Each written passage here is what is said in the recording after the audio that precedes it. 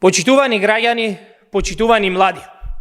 Владата на Мицковски не може да се вади со тоа дека нема пари за референдум на кој младите треба да одлучат за својата иднина.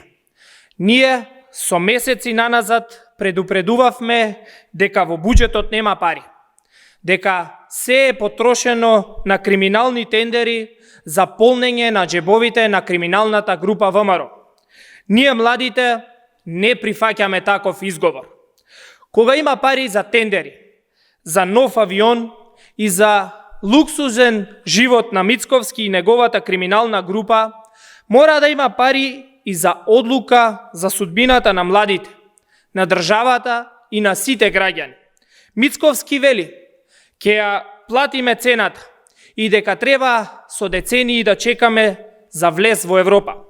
Мицковски нема да ја плати цената. Неговите пајташи во владата со бугарски пасоши, кои веќе се обезбедиле ЕУ, нема да ја платат цената.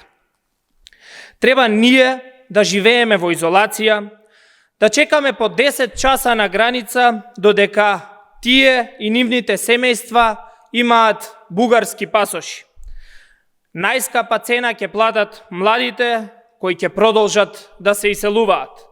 Македонија ќе остане без млади, без народ, без иднина. Камен на камен нема да остане.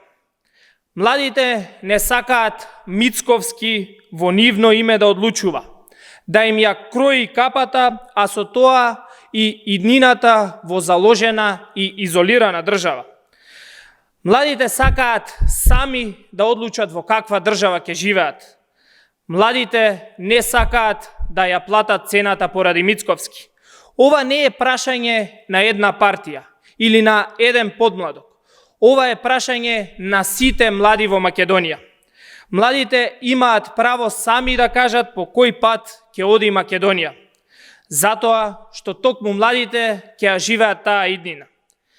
Токму младите ќе ги носат последиците од денешните одлуки на Мицковски. Младите имаат став и сакаат да се слушне нивниот глас. Затоа распишете референдум.